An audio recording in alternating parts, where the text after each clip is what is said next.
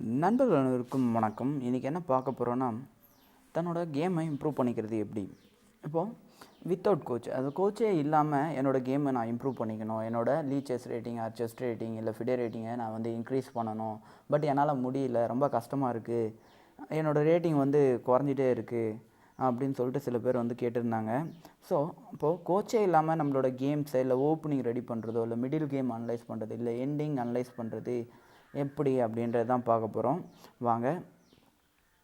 இப்போது இது வந்து அனலைஸ், இது சூப்பர் ஆப்புங்க. வந்து இது ஃப்ரீ தான், ப்ளே ஸ்டோர்லேயே கிடைக்குது. இது ப்ரொமோஷன் கிடையாது. இதை வந்து நான் யூஸ் பண்ணுறேன், எனக்கு யாரும் சொல்லிக் கொடுக்கல. ஸோ வந்து எனக்கு தெரிஞ்சதை வந்து நான் வந்து சொல்லிக் கொடுக்கணும் அப்படின்னு ஆசைப்பட்டேன். ஒரு ஃப்ரெண்டு ஒருத்தர் கேட்டார், இந்த ஆப்பை எப்படி யூஸ் பண்ணுறது, இதுக்கு ஏதாவது ஆப் இருக்கா. நம்ம வந்து செஸ் இன்ஜின் தான் சொல்லுவோம். இப்போ பாருங்கள், இது ஸ்டோக்ஃபிஷ் 11 இந்த ஆப்பு நான் வந்து ஆல்ரெடி இன்ஸ்டால் பண்ணி வச்சுருக்கேன். வாங்க, அனலைஸ் திஸ் இது இருக்குது பார்த்தீங்களா.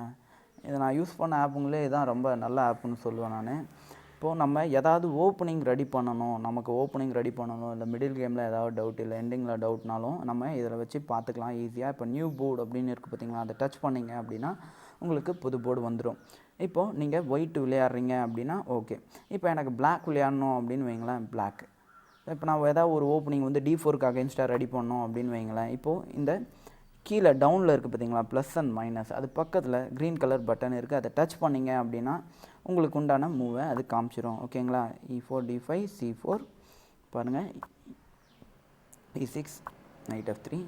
இப்போது எனக்கு வந்து பெஸ்ட்டான மூவ்ஸ் வேணும், நான் வந்து இந்த மூவுக்கு ஏற்ற ஆப்போனண்ட் வந்து நான், அதாவது ஆப்போனண்ட் இந்த மூவ் விளையாடுறாங்க, அதுக்கு எப்படி அகென்ஸ்டாக விளையாடுறது அப்படின்னு நீங்கள் இதில் ஓப்பனிங் ப்ரிப்பேர் பண்ணிக்கலாம். ஓகேங்களா. இன்ஜின்லேயே அந்த மூவ்ஸ் காமிக்கும். இப்போ அது காமிக்கிற மூவை தவிர்த்தும் நீங்கள் வேறு ஏதாவது ஆப்ஷன் மூவ் வச்சிங்க அப்படின்னாலும் அதுக்குண்டான மூவ்ஸும் இதில் காமிக்கும். ஓகேங்களா. பாருங்கள், இதை வச்சு நீங்கள் ஓப்பனிங் உங்களுக்கு ரெடி பண்ணிக்கலாம். ஸோ உங்களுக்கு சைடில் ஸ்டோக்ஃபிஷ் 11 கீழே காமிக்கும் பாருங்கள், யாருக்கு ப்ளஸ் இருக்குது, இந்த மூவ்ஸு யாருக்கு அட்வான்டேஜ் அப்படின்னு சொல்லிட்டு காமிச்சிட்ருக்கு. இது வந்து ஒயிட்டுக்கு வந்து 0.27% வந்து ப்ளஸ்ன்னு காமிக்குது. இப்போது நம்ம ஓப்பனிங் நமக்கு ஏற்ற மாதிரி, அதாவது நமக்கு ப்ளஸ் காமிக்கிற மாதிரி ஏதாவது ஓப்பனிங் நம்ம ரெடி பண்ணிக்கலாம். ஓகேங்களா. சரி, இப்போது ஓப்பனிங் நம்ம ரெடி பண்ணுறது பார்த்துட்டோம். இப்போது எனக்கு ஒரு பொசிஷனில் டவுட்டு, அந்த பொசிஷன்லேருந்து எனக்கு ஸ்டார்ட் பண்ணணும், எனக்கு அதில் யார் ப்ளஸ்ஸு யார் வந்து வின்னிங் அப்படின்னு நான் கண்டுபிடிக்கணும் அப்படின்ற மாதிரி உங்களுக்கு டவுட் வருதுன்னு வைங்களேன். பொசிஷனல் செட்டிங் இப்போ பாருங்கள், பொசிஷனல் செட்டப்னு இருக்குது பார்த்தீங்களா, இதை டச் பண்ணுங்கள். இப்போ டச் பண்ண உடனே இப்போ நான் ஒரு பொசிஷன், இந்த பொசிஷன் எனக்கு கிடையாது, எனக்கு வந்து புதுசாக வேணும் அப்படின்னு வைங்களேன், கிளியர் கொடுத்துருங்க. உங்களுக்கு தேவையான பொசிஷனை நீங்களே செட்டப் பண்ணுங்கள். இப்போது கிங் வந்து E5. சரி, ஓகே. கிங் வந்து E8.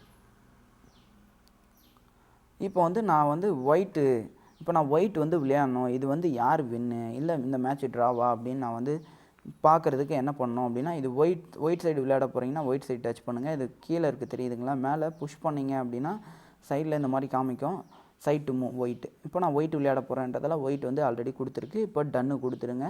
அப்பில் இருக்குது பார்த்தீங்களா, டன்னு கொடுத்துட்டு இப்போது இந்த சேம் தான் ப்ளஸ் அண்ட் மைனஸ் பக்கத்தில் இருக்க அந்த க்ரீன் கலர் பட்டனை ப்ரெஸ் பண்ணுங்கள். ப்ரெஸ் பண்ணிங்க அப்படின்னா அந்த மூவ்ஸ் உண்டான மூவ்ஸை வந்து காமிக்கும்.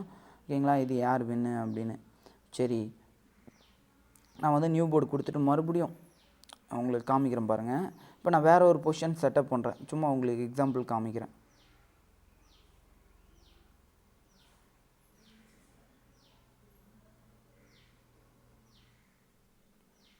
ஸோ இந்த கேம் எப்படி நான் வந்து பிளாக் விளையாடணும், இந்த கேம் எப்படி விளையாடுறது அப்படின்னு பாருங்கள். இப்போ பிளாக்கை டச் பண்ணோம், டன்னு கொடுத்துருங்க. அதே மாதிரியே இப்போ டன்னு கொடுத்துட்டு மறுபடியும் அந்த கீழே இருக்க ப்ளஸ் அண்ட் மைனஸ் பக்கத்தில் இருக்க க்ரீன் கலர் பட்டனை ப்ரெஸ் பண்ணுங்கள்.